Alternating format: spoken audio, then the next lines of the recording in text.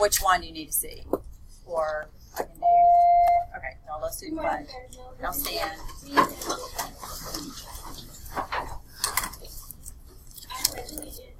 To the flag of the United States of America and to the republic for which it stands, one nation, under God, indivisible, with liberty and justice for all.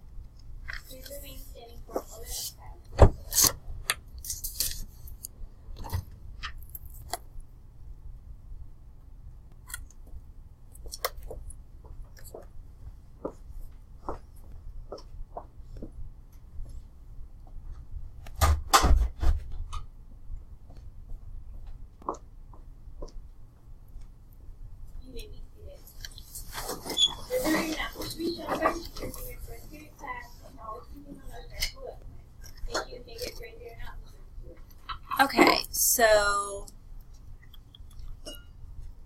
which one did you say you needed to see? Everything. You needed to see. Okay. Okay, the first two are just the graphing, and I think you have to like find the focus, the foci and eccentricity, and sketch it. So let's just do this one, and then we'll kind of move along.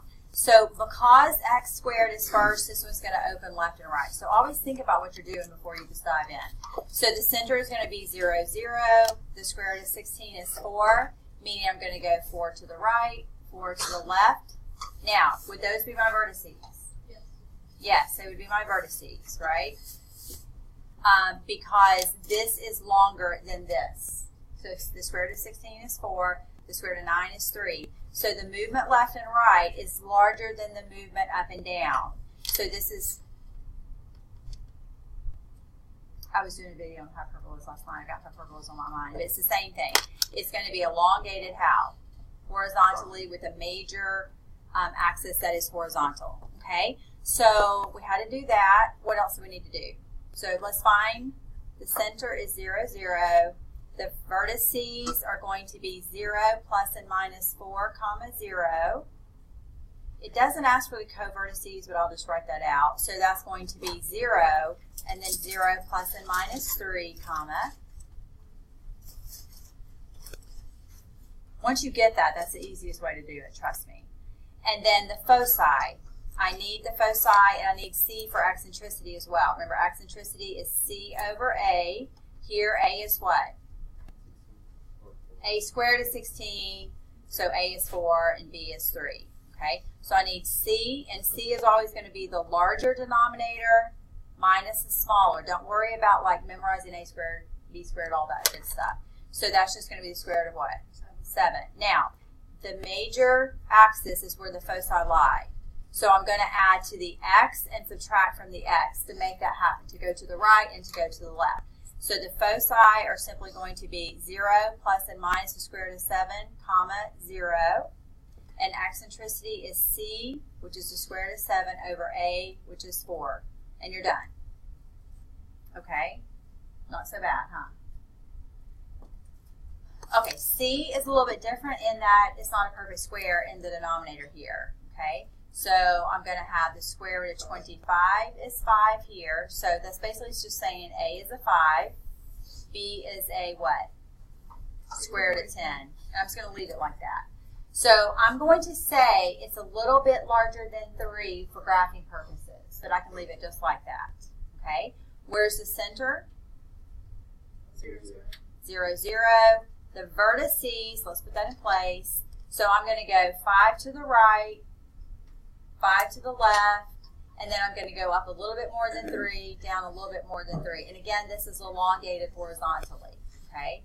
So you just kind of connect your curves like this, like that, okay? So then my vertices are going to be at the end point of the major axis, so it's going to be 0 plus and minus 5, comma 0. And my co-vertices are going to be 0, and then 0 plus and minus what? 3.1. Okay, I just say just do square root of 10. Okay, because I don't think you have a calculator. I don't think so. Yeah, it's pretty big. I mean, you don't. So far, I haven't used a calculator once. I'm not simplifying anything. I'm just using the little formula that I have. Okay, so now I need C. C is going to be the square root of 25 minus 10, which is just going to be the square root of 15. You leave it just like that. So then when finding the foci, the real question is, I have 0 and I have 0. Where am I adding the square root of 15? To the x or to the y?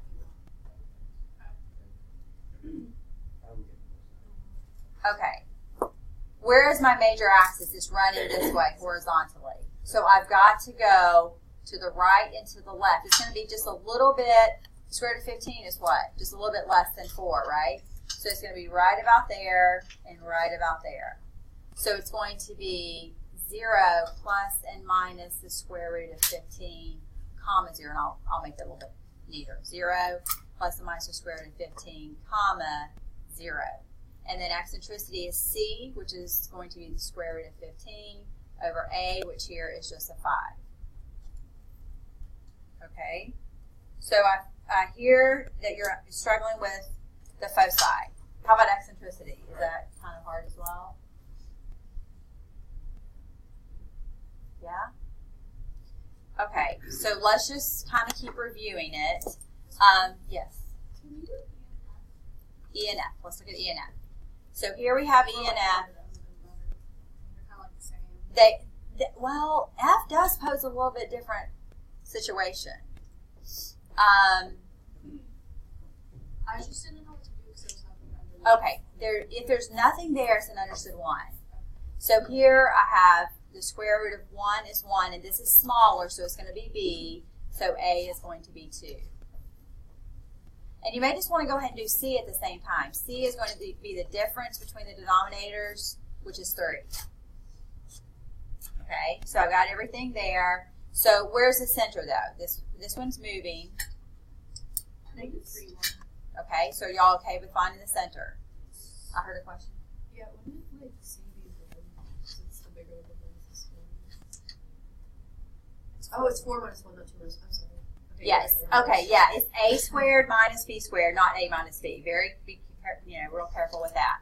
So the vertices here, so -3, 1. This is elongated vertically, so I've got to go up and down the value of 2. So I go up 2 and I go down 2. Those are my vertices. So it's going to be -3, which is my x, not changing that one. 1 plus and minus 2. I'm going up and down 2 from the y. Those are my vertices. My co-vertices are going to be -3, and I've got to go to the right one and to the left one.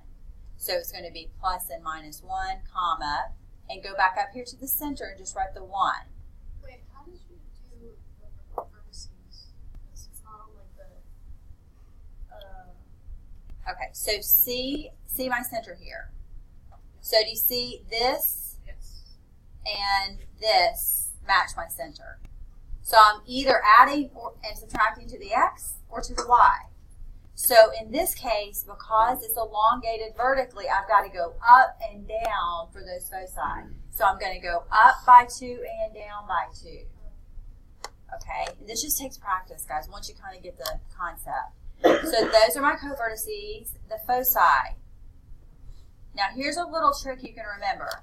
The foci always match the vertice in terms of what you add and subtract. So I'm going to add and subtract the square root of 3 because I have to go up and down so that the foci are on the major axis. So that's something I think some of y'all are kind of struggling with. The foci are on the major axis. So if it runs this way, horizontally, you add and subtract from the x. If it's going up and down, if it runs vertically, you add and subtract from the y.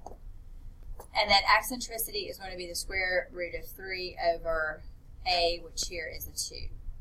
So I'll kind of recap all the formulas that you're going to need in just a second. Why would A be 1? Remember, A squared is always the larger, so A squared is 4. Okay?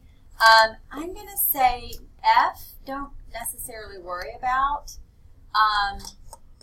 Essentially what I'd have to do is divide everything by 4. That's what I have to do. Huh? Yeah. Yeah, I would say let's not worry about F. We definitely will not be giving you one like that, so let's just move on to some that you might need to see. That's kind of a weird situation. All right, so that kind of gets us any from D, or like I said, don't worry about F. Let's move to the next section and see how that goes, because it does change a little bit. Now, what changes in this section is now you have to do what? You have to actually complete the square and put it in conic form to graph. Yes? Can you do G? G. Let's look at G.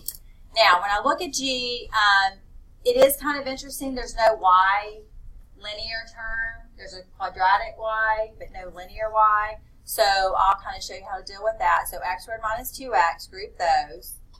4y squared, and then there's nothing to put there with it, and then I'm adding 3 to both sides here. So I cannot complete the square for this term. I cannot. So I'm just going to kind of bring it down, and I'll deal with that at the end. I can do it for this term. So half of negative 2 is negative 1, squared is 1, add the 1. So over here, plus this is going to be equal to 4. Then how does this factor right here? It's always x and then half of b, which is a negative 1. Now, am I done? I'm not done. I've got to divide by what? 4 here, and 4 here. Okay? So, for the sake of space, because I still need to do, I do need to do my center and stuff here, right? I got to graph it, so I got to figure some stuff out. But, so for these, yep, we're still supposed to be finding all that stuff. Okay, so this is going to simplify down to a 1, and that's what you want. This is also going to simplify down to what? Y squared. Y squared, but make sure you're just going to put it over 1 so you can see what your values are. So a squared is bigger, meaning a is what? What's a here? 2. And b squared is smaller, so b is the square root of 1 or 1. Okay? So this is my equation. I'm going to kind of block this off. And then c is going to be the difference, 4 minus 1 under the radical. So now I'm ready to do everything. The center is what? Did we get that? So 1, 0. The vertices. Because this is larger, this is another trick. If you think of it like this. See how I'm moving left and right by 2? Okay, and it's with the x. Y'all listen. I'm going to go to the x, and I'm going to add and subtract 2, and I'll leave the y alone. Okay, let me do the same thing for the co-vertices. Because the denominator here is smaller, I'm going to add and subtract to the y, this 0. So I'll leave x alone, 0, plus and minus, and then I'm going to add 1. The foci always match the vertices in that if I'm going to the left and right, I've got to go to the left and right the square root of 3. So why would you already have the information like to graph it? Do you have to do foci and all that still? yes, yeah, you have to do the foci. Those are that's part of the characters. In the quiz, like it was like a space versus foci and like. Yes, yeah, it's going to tell you exactly what you have to answer. So E is C over A. This is our C. Our A is 2. So it also is helpful if you write out all your values as you go instead of just trying to do it all in your head. Okay. So now let's graph it. So for the vertex, for the vertices, I'm going to do what? I'm going to go 2 to the right, 2 to the left. I'm going to go 1 up, 1 down, and then the foci. Not really interested in, well, this is just going to be right here and right here. Those are easy enough. They don't have to be exact. Do you have to put them on? I honestly cannot remember. If it says graph them, do graph them. More important than graphing them is finding the value, like the points. Okay, more important than that. Okay, so there is G. Tell me another one. Can you do like the bottom? Okay, yeah, those hints get kind of tricky, so let's, like, which one? B. B? Okay. So my vertices are at 0, plus and minus 5. So here and here are my vertices. That tells me several things, like 3 different things I know from that.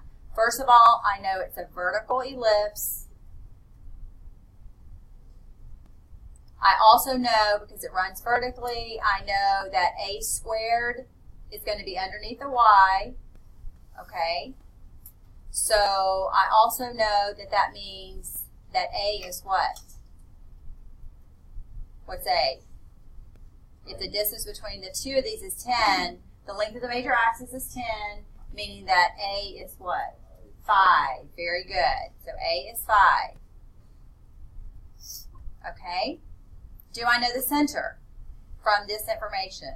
Y'all have not even looked at this information over here. Just ignore that for a second. What's the center?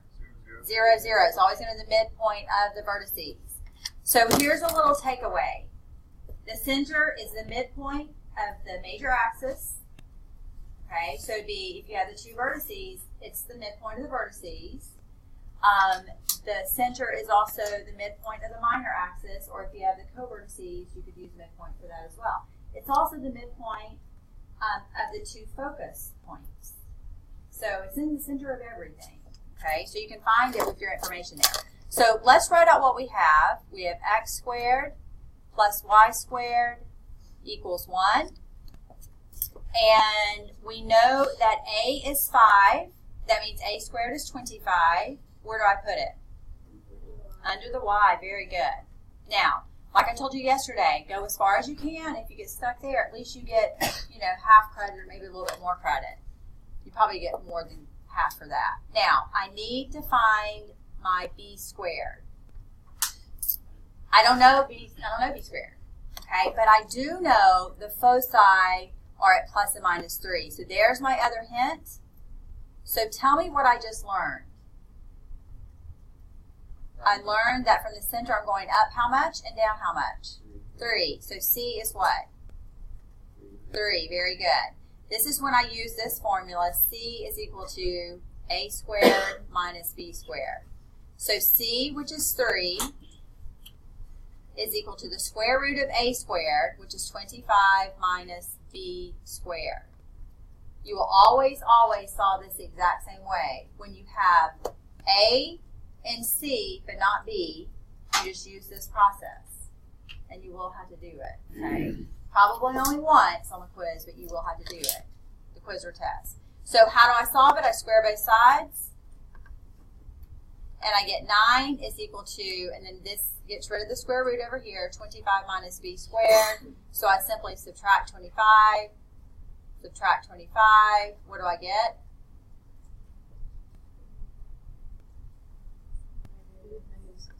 Negative 16 is equal to negative b squared. Okay, now you would just divide both sides by 16, right? I mean by negative 1, you get 16. So this is just going to be a 16. Now this is where students get confused. They're like, oh wait, do I square root it? Do I square it? What do I do? What do I do? Well, when you solve for b squared, it is the denominator. You're done. Just pop it in place and you're done. Okay? So the actual thing is 4. Yes, so if you needed to finish the graph, you would go 4 to the right, 4 to the left, and then this would be the sketch of your ellipse. Okay? Now, these even get a little bit harder. So pick another one. C. C. Okay, C's different. Let's do that one. Okay, so I have a center at 2, 3. Well, that's good news because I can go right in and do this.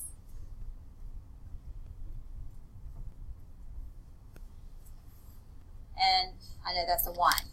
So I just got a lot of points by doing that, right?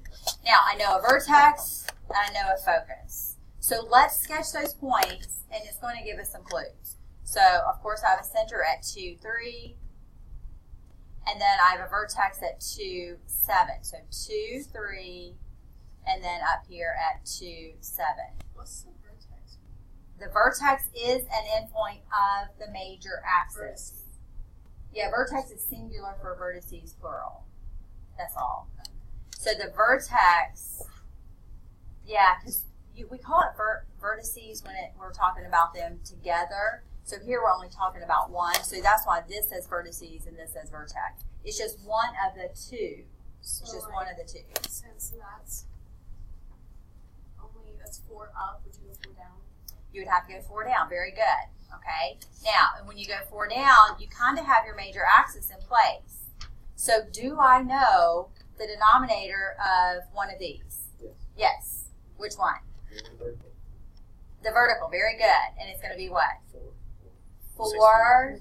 4 squared. Don't forget, when it's in here, it's your distance squared. So you may even want to say, well, this is my major axis. That means I'm looking at A. So let me kind of reiterate something. The major axis is equal to 2A. The minor axis is equal to 2B. So if you know it's 4, you know A is 2. Okay?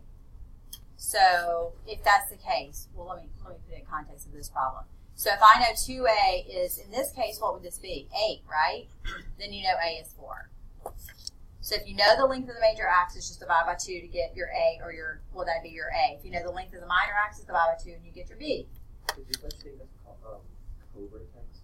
That says like vertex. Okay, if it says vertex, it means the vertex, Right. meaning it's specifically the endpoints of the major axis. It would have to say co-vertex for the other one. Co-vertex, basically, no. Co-vertices or co-vertex is the endpoint of the minor axis.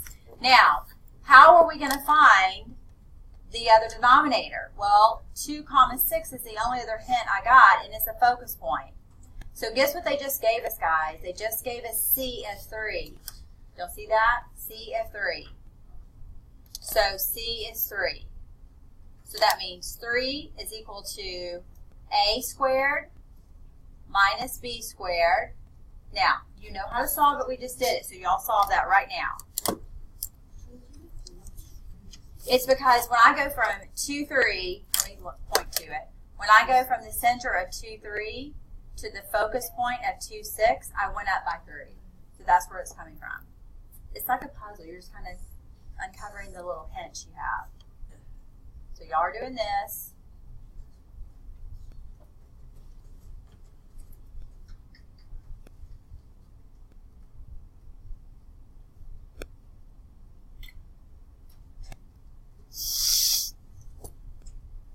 So what did y'all get for negative, or for B squared? 7. Okay, good.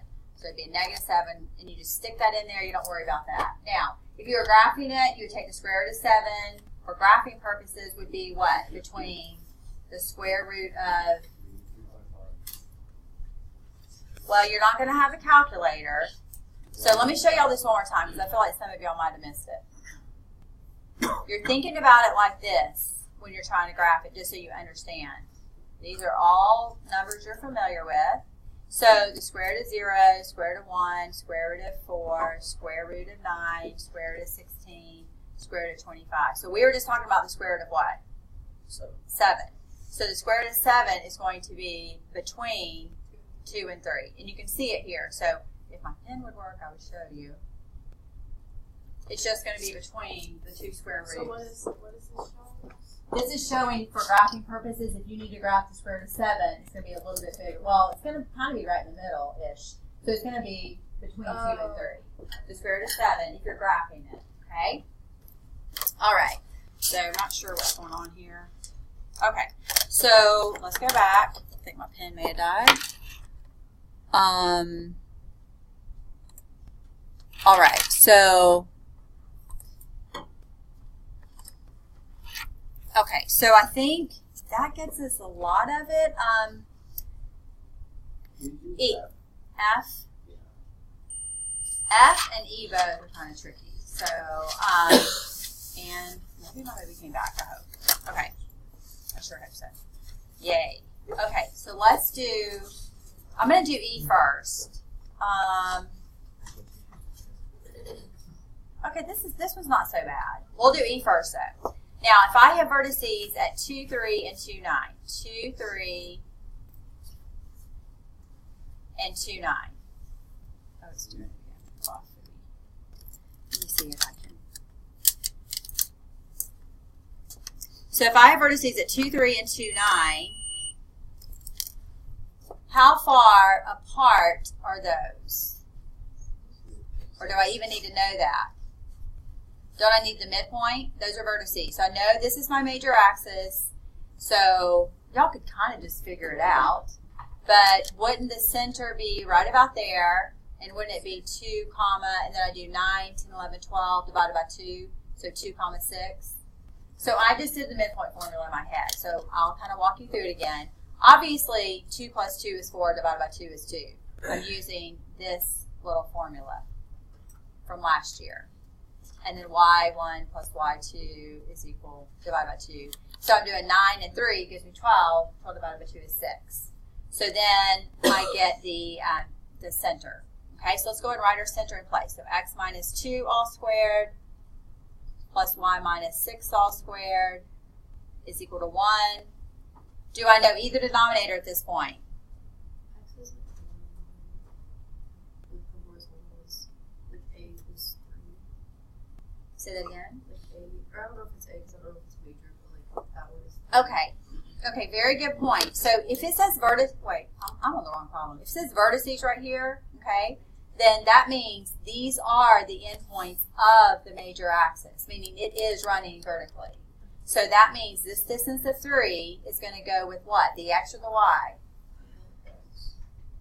The y. You're going to have to square it too. So this is going to be a 9. So we're doing good. We're getting close there. Now eccentricity, which is 2/3 here, is c over a. Okay. This problem is pretty involved. Okay. So do I know that a is 3? Yes. Yeah. So like I said, if you write things out, it helps you a lot. So a is 3. That's what that just told me. Is it C or what part is? I don't know. C is the relationship between the a squared and the b squared. So, but from what we have here, do you know C? Look at what I have. I have a ratio here. If a is 3, well, we know a is 3, so let's write it in place. So what is C, guys? 2. Now, it won't always be so easy. Sometimes you have to cross multiply to solve, but here C is 2. Well, guess what? We're going to have to go back and say C is equal to a squared minus b squared again. So you're going to have 2. So you square both sides, 4 is equal to 9 minus b squared. I'm going to subtract, and I get a -5. This is 5. So they are using eccentricity now to give you a hint for your C.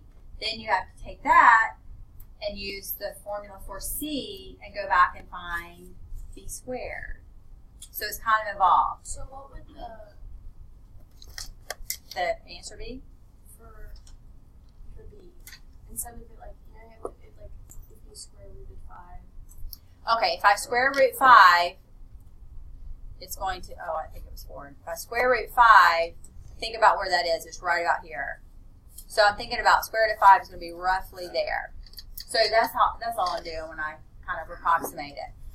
Okay, so back to the movie. Let's see. So then we wanted F as well, right? Yes. Okay, F. So we have a center at 4, 3, 4, -3, and a vertex at 1, -3. So 4, -3, and 1, -3. Okay, now, so center is here. So let's put in what we know. X minus 4 all squared plus y plus 3 all squared. Just changing these signs, guys. That's all I'm doing. And when you do that, it kind of helps take some of like the unknown off your plate. Like just write it out, then you kind of know what you're dealing with. If this is my center and this is a vertex at 1, -3, kind of sketch in what this thing would look like. Wouldn't it look something kind of like that? That wasn't very good, but something like that, okay? And it's going to be longer this way. Y'all with me? Because this is the vertex. Now, did that help us any? Yeah, because I think you can see your A value. It's right here. Y'all with me? So if I have 4, -3, and 1, -3, how far apart are those? Well, it's going from 1 to 4. It's 3. And it is A because it said this is a vertex. So A squared is going to go with the X because it's to the right and to the left. Okay. And I don't remember if this is what I just did, but it should look something like this. Okay, y'all with me? So this would be a 9. Now, the focus is 4 minus the square root of 2, negative 3. 4 minus the square root of 2, comma, negative 3. Y'all, and this is when the way I'm teaching you to do it will help you. What are they really giving us right here? What is this? It's C. It's C. They just gave us C. C is the square root of 2. So again, C, the square root of 2, is equal to A squared minus B squared. Wait, how do we know this? Can you do it like backwards? Like, we know, okay, so if we knew, let's just pretend C is the square root of 2 for a second. Let's just pretend that, okay? And here's my center at 4, negative 3. If I need to go to the right and to the left, the square root of 2, wouldn't I do 4 plus and minus the square root of 2, comma, negative 3? So they're not giving us both of them. They're just giving us one of them. But C is definitely the square root of 2. So then to solve, I would do what?